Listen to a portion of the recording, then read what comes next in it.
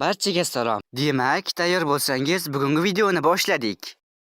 Yil boshi bo'lganligi uchun bugungi videoda sizlarga 2025-yilda chiqadigan animelar haqida ma'lumot bermoqchiman. Ro'yxatimizdagi birinchi anime Solo Levelingning yolg'izlikda daraja ko'tarish animesi 2-fasl. To'g'risini aytganda, bu animeni bugungi ro'yxatga qo'yish niyatim yo'q edi. Sababi bu animeni premyerasi 4-yanvar kuni bo'lib o'tdi va birinchi qism ham allaqachon o'zbek tiliga o'girilgan. Menimcha ko'pchiligingiz shu qismni allaqachon ko'rib bo'lgansiz. Shuning uchun gapni ko'paytirmay, keyingi animega o'tamiz. Bizning keyingi animemiz Jodugarlar jangi.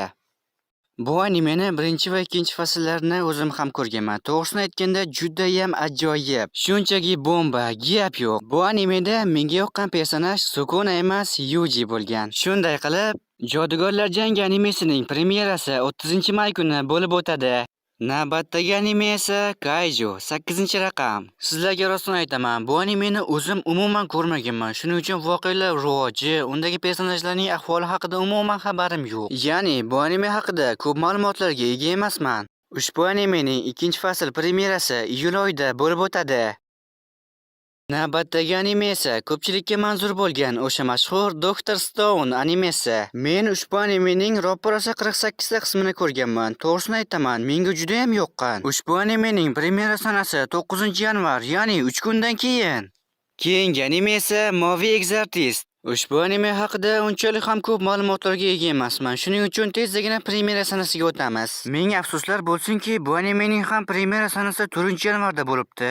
Va nihoyat, mening Qahramonlik Akademiyam animesining ham yangi fasli chiqarkan. Ushbu yangi faslning premyerasi aprel oyida bo'lib o'tadi. Bu animeni men roppa-rosa 6 ta faslini ko'rganman. Menga juda ham yoqqan. 7-fasl ham allaqachon chiqqan, to'g'ri, lekin uni ko'rishga hali ulgurmagandim. Keyingi anime esa Sakamoto kunlari deb ataladi. Bu animeni ko'rganlar bor, ko'rmaganlar bor. Shaxsan men ko'rmaganman, lekin bu animeni ko'rishga qaror qildim. Premyera sanasi esa 11-yanvar. Josus X oilasi. Keyingi anime emas, xuddi mana shu anime. Bu animening premyera sanasi oktyabr oyida bo'lib o'tadi. Shaxsan men yangi fasl chiqmasdan bu animeni ham ko'rmoqchiman. Dan. Keyingi anime emas, xuddi mana shu anime. 2024-yilda chiqqaniga qaramay, ushbu anime juda ham katta mashhurlikka erishdi. 2-fasl premyerasi esa iyul oyida bo'lib o'tadi.